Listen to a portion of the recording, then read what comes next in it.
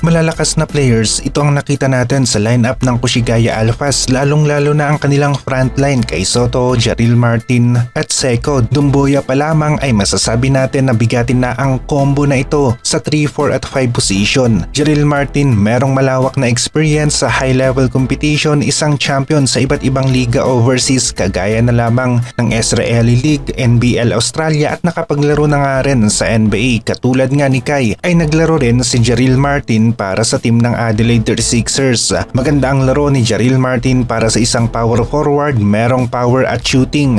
Kasabay nito ng pagkakaroon ng magandang passing o court vision, nakikita niya ang open niyang kakampi kapag nakatutok sa kanya ang depensa, kaya naman magiging maganda ang combo nila ni Kai. Merong height si Kai at magandang timing, madaling mapasahan para sa inside plays sa opensa. Lumakas ang laro ng Kushigaya Alphas sa loob ng paint. Meron silang isang player na alam kung paano maging isang champion sa iba't ibang liga abroad, at ito nga ang kinuha ng Kushigaya Alphas na makakasama ng ibang players sa team na ito. Hindi lamang si Jaril Martin ang bagong dagdag sa Kushigaya Alphas at meron pa silang Seiko Dumbuya na naglalaro sa small forward at power forward position. Nakita natin ang galawan ng player na ito at kayang-kaya ang all-around role sa opensa at depensa dahil meron siyang size at bilis, kahit saan pwede mong pasahan. At nakita rin natin ang latest na ginawa niya sa Lebanon laban sa team ng Al Riyadi na merong Tonmaker at Wael Arakji. 39 points ang kanyang ibinagsak laban sa team ng Al Riyadi. Gumastos ng malaki-laki ang Kushigaya Alphas para makuha sina Jaril Martin at Seiko Dumbuya, tapos meron pa silang kay Soto. At dahil dito exciting tayo na makita ang laro ng Kushigaya Alphas ngayon. Merong upgrade na naganap sa kanilang lineup dahil subok na mga players ang kanilang kinuha. Gusto nga lang natin na matiyak na nasa 100%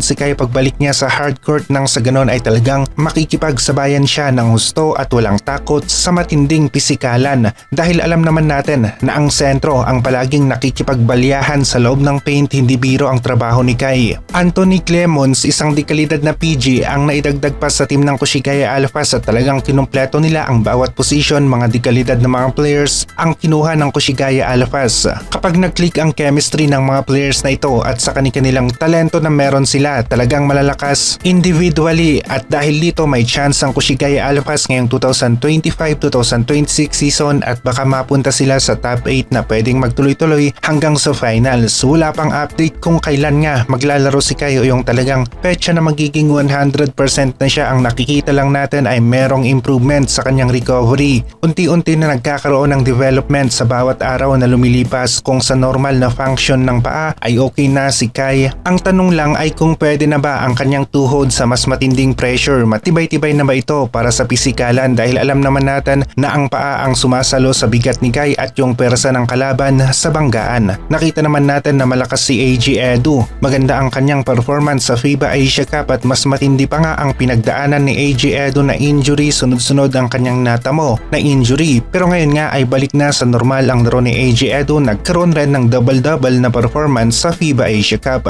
Usapang Gilas bigman tayo at kay Soto, AG Edu, QMB ang mga players na gusto natin na makita sa loob ng paint na naglalaro sa Gilas. Hindi pa natin nasasaksihan ang combo na ito sa Gilas ni Coach Tim Cone, at isa ito sa gumagawa ng ingay ngayon, lalong-lalo na noong naging local na itong si QMB.